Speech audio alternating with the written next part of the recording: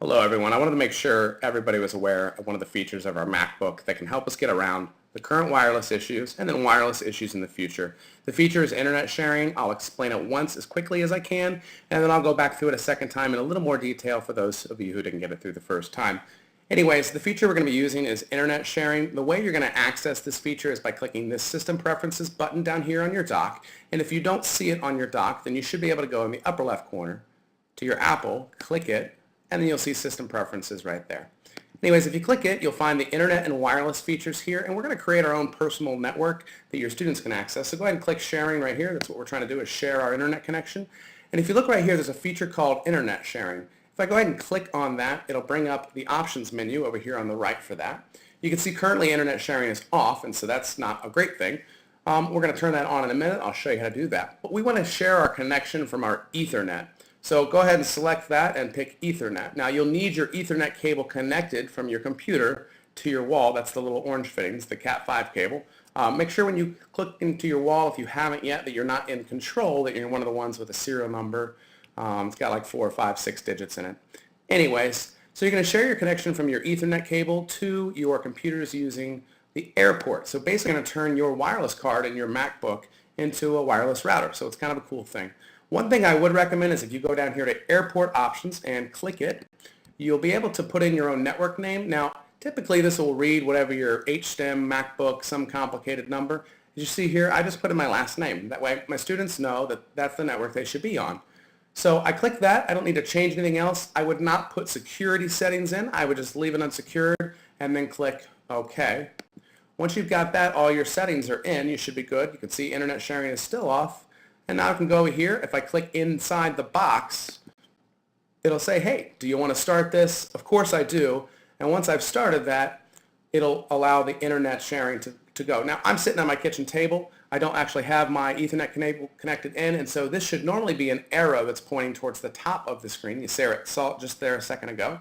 And you'll see that if you're connected in to the wall.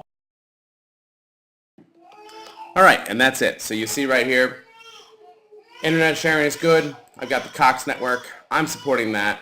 Your kids can then click in the bottom rights of their screens on their Windows machine.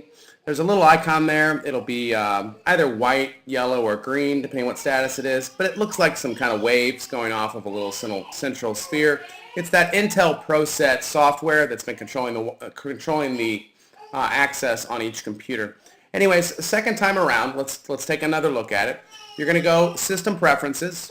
Again, down here on the dock, I'll click it here this time instead of in the Apple at the top left. Anyways, internet sharing. And we'll kind of go through the whole process. Now you'll see me turn it off first, actually, since it's still on. So I'm going to just click the arrow and say, hey, why don't you go ahead and turn off? And so I'm going to go ahead and cancel because I don't want to start it. So it's been turned off at this point. And you can see some of the connections have actually kind of reset themselves. So I want to change these back. If you remember the settings, they are Ethernet. So I've just clicked this, and then I can click Ethernet. And then I want to share it to computers using my airport. Now, it wouldn't make any sense to do Ethernet here because it can't go Ethernet to Ethernet, so it has to stay airport. So Ethernet to airport, that's how you're going to share with your students. Again, if you click Airport Options, you can name your network.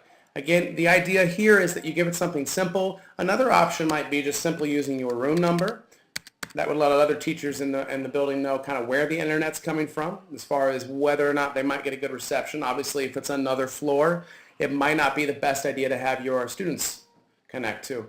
The other theory here, the other idea is you want to have each teacher doing this because each wireless airport only has so much bandwidth on it. So if there's 60 students on the same network, it might not be a good idea. So if you're in one of our language or social studies classrooms, you may want to set up both laptops in that room with this feature so that each kid can kind of pull as much as they can through that Ethernet, and that way you have twice as much with 2 computers running.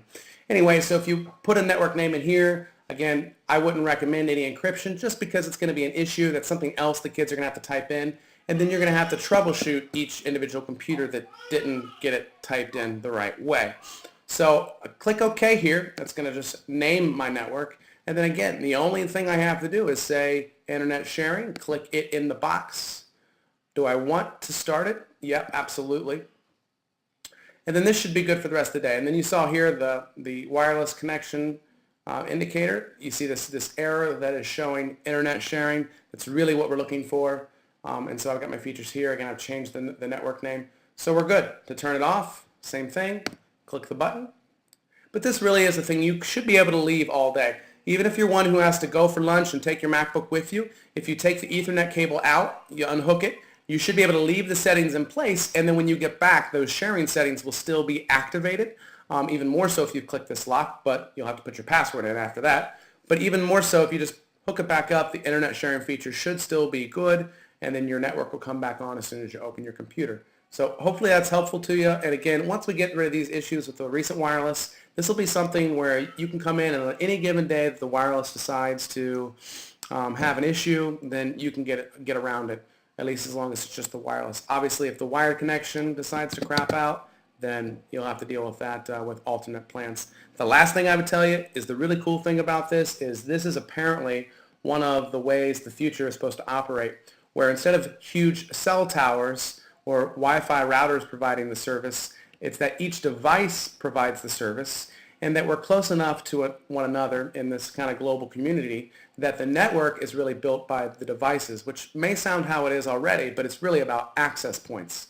And so those access points are things like your cell tower. And so this is the idea, and that feature is oftentimes referred to as a dust network, as in the dust around your house, because there's not really anything there other than the little bitty pieces that make it up. So hopefully you found that helpful, and if you have any questions, room 3115.